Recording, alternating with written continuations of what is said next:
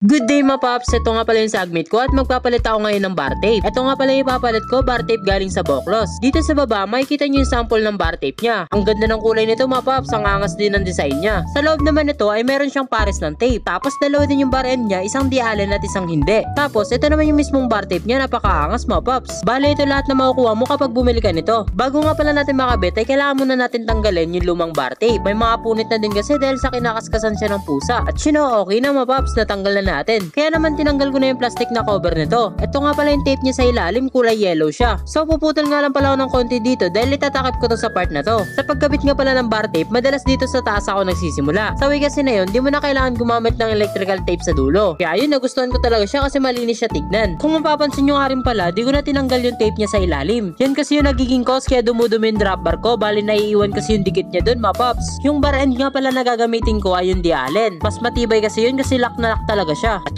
swabe, nakabit na natin yung poging bar tape na galing sa Boklos. Napakaangas talaga ng design niya mga paps. Sarap niya din hawakan, napaka-komportable. Sakto lang yung kapal niya tapos di rin mabilis mapunit at syempre di siya madulas sa kamay. Matibay din yung bar end kasi nakaalin mga paps. May iba pa nga palang available sila na kulay, tignan nyo na lang dyan sa yellow basket. So yun lang mga paps, salamat sa panonood, ride safe palagi.